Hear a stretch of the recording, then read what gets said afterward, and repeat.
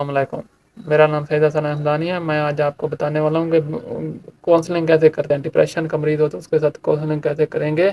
تو اس کے اوپر سب سے پہلے تعلق بنانا ہوتا ہے، اس کے ساتھ ریپو بلڈنگ جس کو کہتے ہیں۔ پھر آپ نے اس کی تشخیص کرنی ہے، اس کو ڈھونڈنا ہے کہ نشانیاں اس کی کیا کیا ہیں، اس کی سرچ کرنی ہے۔ پھر اس کو تعلیم دینی ہے، آپ نے بتانا ہے کہ کیا ہوتا ہے، یہ کیوں ہوتی ہیں۔ پھر اس کے جذبات اور خیالات جو نیگیٹو ہوتے ہیں ان کو آپ نے جج کرنا ہوتا ہے اور اس کو بتانا ہوتا ہے، اور اس کو بعد میں اس کو نیگیٹو خیالات کو کنٹرول کرنا سکھانا ہوتا ہے کہ یہ خیالات جو ہیں وہ آپ کے نقصان ثابت ہو رہے ہیں تو ان کو چھوڑ دیں اور ان پر توجہ نہیں دینی۔ پھر آپ نے سپورٹو کونسلنگ اس کو کہتے ہیں کہ آپ نے حمایت کرنی ہوتی ہے اس کی، اس کو چاہیے ہوتا ہے کہ آپ اس کو تھوڑی امداد کریں، سپورٹ کریں کہ ہاں واقعی ایسا انسانوں کے ساتھ ہو جاتا ہے۔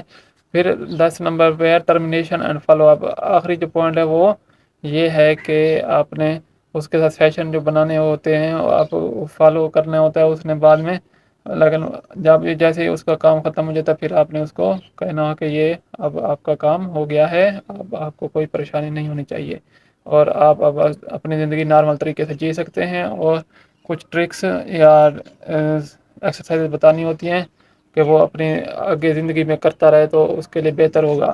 شکریہ۔